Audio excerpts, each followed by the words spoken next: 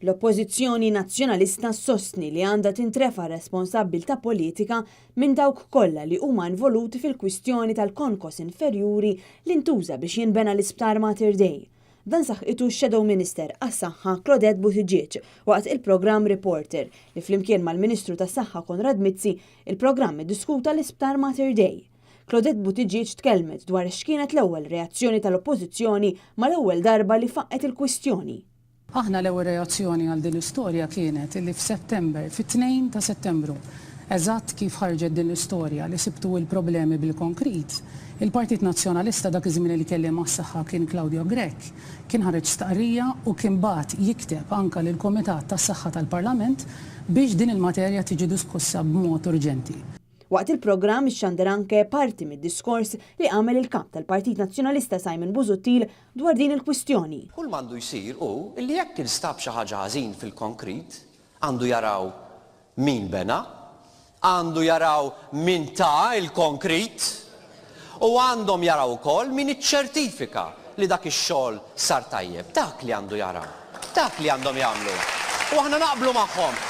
Tqajjem anke il-punt dwar jekk il-kwistjoni tal-konkos f'Mater Dei tqajmitx min-naħa tal-Gvern biex idawwar l-attenzjoni tal-poplu minn fuq il-kwistjoni li ħoloq il-Gvern dwar il-proġett taż-Żonqor. Devjazzjoni hija li blixu taż-Żonqor Point mortu l-baħar. Iskom irixtuhom se ngħidu dawn l-affarijiet.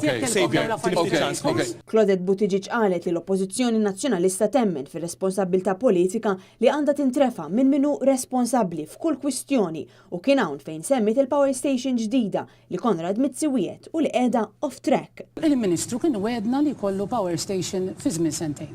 Dik hija responsabilità politika tal-Ministru. Claudette Buttigieg semmit anke 13,000 euro li l-poplu qed iħallas fix-xahar lil mara tal-istess Ministru, Konrad Mizzi.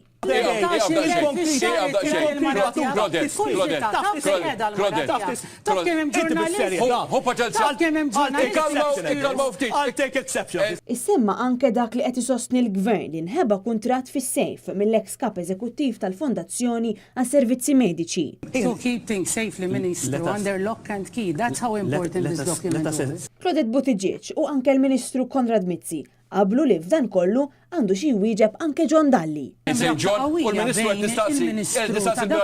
John Dalli u l-konkos li tpoġġa dak iż-żmien? Le? Għaliex il-konkos kien taħuh.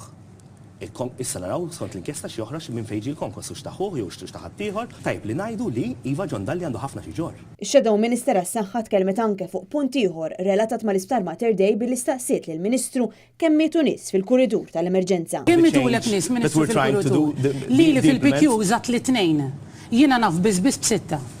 Ejja nkunu ċari nies imutu fil-kuritur imutu b'nadi oħra wkoll. Matul il-programm Reporter f'mument minnhom il-Ministru Konrad Mizzi der jgħaddi r-rapport dwar il-konkos f'Mater Dei li Shadow Minister Claudette Buttigieg. Dokument li waqt l-istess programm il-Ministru tal-Bulura. Għal min rewel raħja tiegħu li ħadu lura ta' biex ma taħsbux li għandi kopja.